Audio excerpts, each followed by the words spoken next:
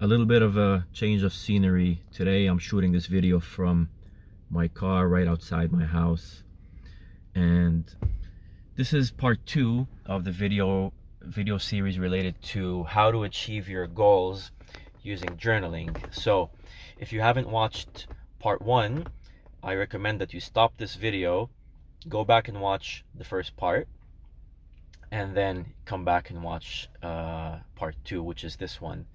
And if you've already watched the first part and you're still here, that means there's something that you like about my videos. So if that's the case, please don't forget to hit the like button and subscribe to the channel, because when you subscribe, you're gonna get notified when there's updates, but also it helps the channel get a wider reach and appear in the search results of YouTube and all of that. Anyway, so goal setting journaling part 2. First, I want to start by something a little bit more conceptual.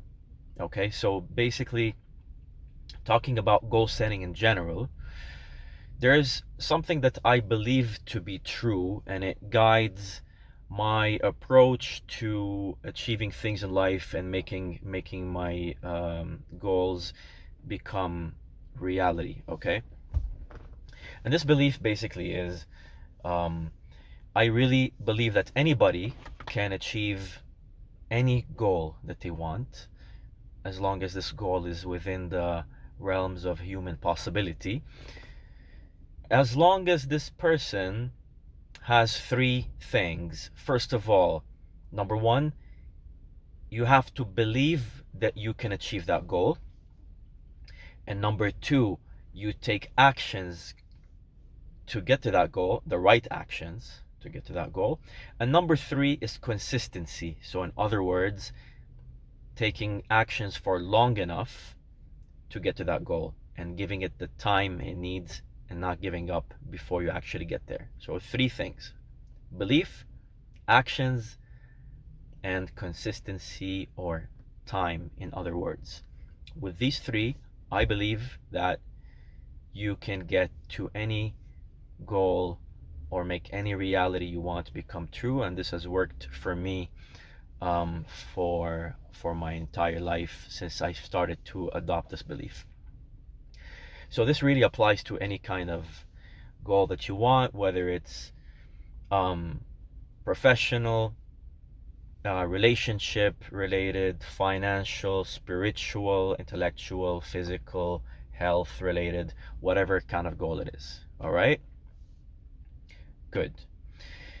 So this is number one. This is the first thing that I wanted to start off the video with. And the thing I wanted to add to that, I was thinking the other day about a metaphor that really will help you, because it helped me understand how this whole goal setting works, right? Imagine that you are getting into your car and you're trying to go somewhere, and you're trying to get to a destination that you haven't been to before, and you're using the GPS. So you switch on the GPS, you enter the destination that you're trying to get to.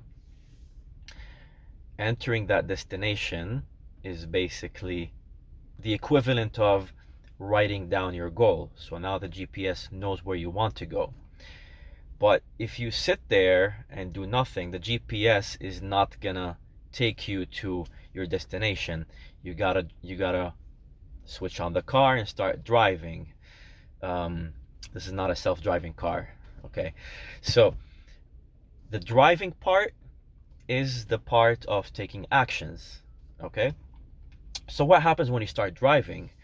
The GPS tells you where to go next, but it doesn't tell you all the steps that you have to do to get to your final goal.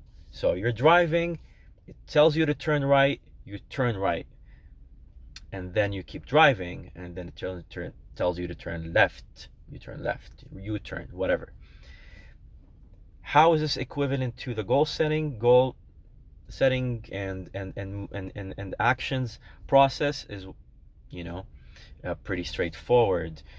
You set a goal, you might not know exactly how to get to it, but there's always one thing that you can do, and that you probably know what you should do as a first step.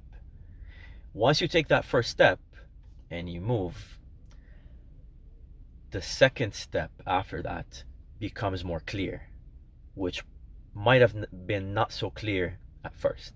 Okay? And so you keep driving until, if you drive long enough and listen to the instructions properly, you will get to that goal. And that is number 3, related to consistency. Okay? Now imagine that you took the wrong turn. What happens then? The GPS will reroute and give you another way to get to your goal that you can follow. Okay? It might be a little bit longer, but you can still get there if you keep driving and keep taking the right actions. So the same goes for goals. Not every step you take along the way is going to be the right one. So you take the wrong one, you re-navigate, you reroute, and you take the correct ones after that. As long as you keep taking actions, you'll get there. Even if you make 10 wrong moves, or when you're driving and you take 10 wrong turns, as long as eventually you take the right things, you will get there. But you might get there very late, or you might get there on time, depending on how much you follow the GPS. And here, the GPS to me is equivalent to your mind and heart, your intuition, that tells you what is the next thing that you have to do. So it's usually something that makes sense rationally, but also feels right to your mind and to your gut instinct. Okay? So I hope this metaphor is something that makes sense to you. I personally, I thought about it, and I thought it made sense. So how does this go in the journaling world? Okay, and this is the final tip that I wanted to give you in this video. Let's go back to the practical side. You write down your goal in the journal, described in the earlier video, part 1, that you've already watched. Okay, after you get excited about the goal, you start to take actions. One of the things you can do while journaling, if you get stuck, is you reread your goal again and you ask yourself a question, which is, what is the best thing that I can do right now that will get me closer to my goal? Okay, we can rephrase this question. What is the most effective thing that I can do right now to get to my goal as fast as possible? And then you start to write down in your journal all the answers that come to you. Even if they don't make sense, just keep writing them down until you find that one answer that feels like this is the right one. It might be the first one you write and you're like, oh, okay, clear, this is the one. Or it might take you a little bit of time to write down different things, because you're essentially brainstorming until you get to that one action that's like, boom, this is the one, feels right, makes sense, and immediately you stop and you go and do it. Okay, and this is the right action that you have to take. You do it, you get closer to your goal, and then the action after that becomes more clear, or you repeat the same process. Okay, this is the tip that I wanted to give for this video. Hope you like it. And I said that this was going to be a 2-part series, but there's going to be a part 3, and will be the final part related to journaling and goal setting. So I'll see you in the next video. All right, take care.